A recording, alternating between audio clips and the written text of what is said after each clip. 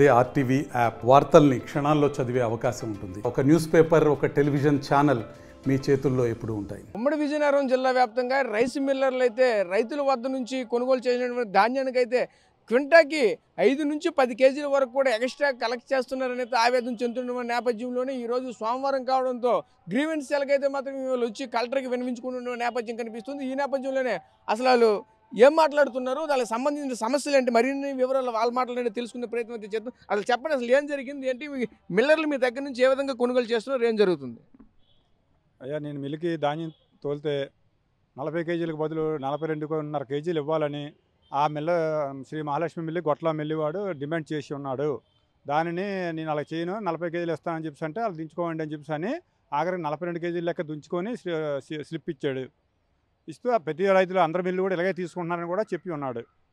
అసలు ఏం జరిగింది? అసలు మీకు అక్కడికి వెళ్ళేటప్పుడు ముందుగానే ఏం చెప్పారా, అక్కడికి వెళ్ళిన తర్వాత మీకు డిమాండ్ చేస్తున్నారు? అక్కడికి వెళ్ళిన తర్వాతే డిమాండ్ చేస్తున్నారండి, మిల్లు దగ్గరికి వెళ్ళిన తర్వాత డిమాండ్ చేస్తున్నారు. ఓకే, మీరు చెప్పండి. జిల్లాలో ధాన్యం కొనుగోలులో సంబంధించి యథావిధిగా గతంలో వలె 3 కేజీల నుంచి 5 కేజీలు మళ్ళీ మిల్లర్ల దోపిడీ కొనసాగుతుంది.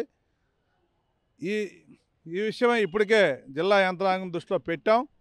ఈరోజు మిల్లర్లో వేబ్రిడ్జి దగ్గర వెళ్ళాక డిమాండ్ చేయడంతో రైతు గత్యంతరం లేక ఆ వాహనం దాడు మళ్ళీ ఈ సమయం దాటిపోతే అదనపు ఛార్జీ ట్రాన్స్పోర్ట్ అడుగుతున్నాడు కనుక గత్యంతరం లేక రైతు ఇవ్వాల్సి వస్తుంది. ఈరోజు అలాగే మిల్లు వద్ద దింపుడు కూలి కూడా ప్యాకెట్కి 5 రూపాయలు, కింటా దగ్గర 12 రూపాయలు తీసుకుంటున్నారు.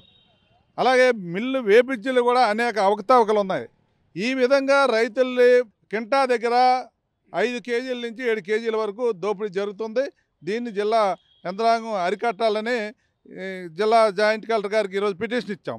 అలాగే గత 2022లో మేము 4 మిల్లుల మీద 12 మంది రైతులతో ఈ విధంగా మా దగ్గర అదనపు కేజీలు తీసుకున్నారని మేము రిప్రజెంట్ చేస్తే అప్పుడు సబ్ కలెక్టర్ గారిని ఎంక్వైరీకి వేశారు. ఎంక్వైరీ రిపోర్ట్ అప్పుడున్న జాయింట్ కలెక్టర్ గారు ఆ మిల్లుల మీద 50,000 జరిమానా, ఏదైతే రైతు దగ్గర అదనపు కేజీలకి డబ్బులు తిరిగి రిటర్న్ చేయమన్నారు. ఆర్డర్ వేసినా ఈ రోజుకి సంవత్సరం కావస్తున్నా ఈ రోజుకి కూడా దాని మీద ఎటువంటి చర్యలు లేవు.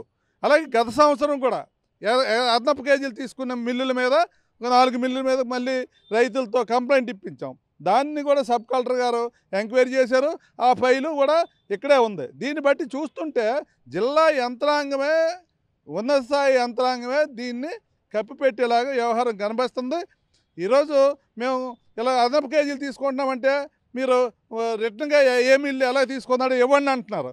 ఆల్రెడీ 2 సంవత్సరాల నుంచి ఇచ్చిన కంప్లైంట్ ఎంక్వైరీ అయ్యి ఉంటుంటే వాళ్ళ మీద చర్యలు కూడా తీసుకోమని ఆర్డర్ వేస్తే ఏ చర్యలు తీసుకున్నారో మేము ఈరోజు ఆంధ్రప్రదేశ్ రైతుగా అడుగుతున్నాం. ఇప్పటికైనా జిల్లా యంత్రాంగం ఈరోజు జిల్లాలో జరుగుతున్న మిల్లర్ల అక్రమాలు, అలాగే ఏదైతే మిల్లర్ రైతాంగం దోపిడీ చేస్తున్నారో దాన్ని ప్రత్యేకంగా శ్రద్ధ తీసుకొని అరికట్టాలని కోరుతాం. అలాగే గతంలో కంప్లైంట్లని ఆ రైతులకి రావాల్సిన ఏదైతే డబ్బులు ఉన్నాయో బకాయి వెంటనే ఇప్పించాలని ఆంధ్రప్రదేశ్ రైతు సంఘంగా డిమాండ్ చేస్తున్నాం. ఓకే, మీరు చెప్పండి, ఏ విధంగా మిమ్మల్ని ఇబ్బంది పెడుతున్నారు, అక్కడికి వెళ్ళిన తర్వాత ఏ విధంగా చేస్తున్నారు మిల్లర్లు? రైతు నూర్చిన వెంటనే ఆర్బిక ద్వారా అక్కడ నమోదు చేసుకుని మిల్లుకి ఏమో పట్టుకెళ్ళడం జరుగుతుంది. అది మరి అద్దెకి వెహికల్ తీసుకుని పట్టుకెళ్ళడం వల్ల అక్కడికి వెళ్ళిన తర్వాత బ్రోకింగ్ చేసి పర్సెంటేజ్ చాలలేదు, 90% వచ్చింది, 65% వచ్చిందని చెప్పేసి ఏదో మబ్బు పెట్టి తేమ ఉందనో ఇంకోటి ఉందని చెప్పేసి అక్కడేమో అడగడం జరుగుతుంది. రైతు ఏంటంటే ఇకను అలాగా లేట్ చేసిన కొలది ఈ ట్రాక్టర్ వాళ్ళేమో వాళ్ళు డిమాండ్ చేయడం జరుగుతుంది, మేము ఇంకా వేరే దీనికి వెళ్ళిపోవాలని చెప్పేసి. వీళ్ళు ఏం చేస్తున్నారు, గత్యంతరం లేక వాళ్ళు ఎన్ని కేజీలు చెప్తే అన్ని కేజీలు కూడా ఒప్పుకొని వచ్చేయడం జరుగుతుంది. దీనివల్ల ఏంటంటే రెండు లీస్ట్ 40 కేజీల బస్తాకి 2 కేజీల నుంచి 3 కేజీల వరకు అడగడం జరుగుతుంది. అలాగనే 80 కేజీలకి 3-4 కేజీలు అదనంగా రైతు ఇచ్చి లాస్ అవుతున్నాడు. ఇంతకుముందు ఈ కస్టోడియన్ అధికారులు ఉండేవారు, ఇప్పుడు ఎవరూ లేరు.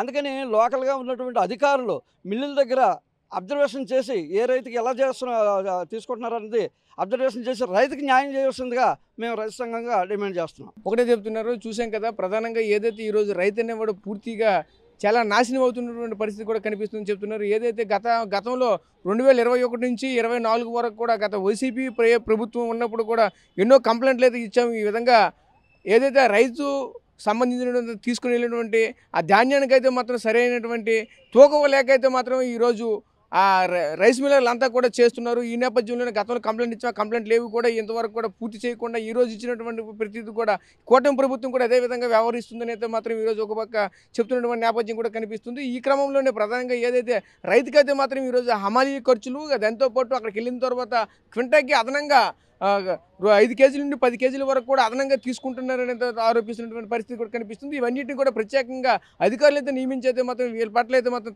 కఠినమైన చర్యలు అయితే తీసుకోవాలని మరొక డిమాండ్ చేస్తున్నటువంటి నేపథ్యం కూడా కనిపిస్తుంది. కెమెరామెన్ నాయుడుతో రాజేష్, RTV విజయనగరం నుంచి. మరిన్ని వీడియోస్ కోసం ఛానల్ ని సబ్స్క్రైబ్ చేయండి. లేటెస్ట్ అప్డేట్స్ కోసం వాట్సాప్ ఛానల్ ని ఫాలో అవ్వండి. ఆ లింక్ డిస్క్రిప్షన్ లో ఉంది.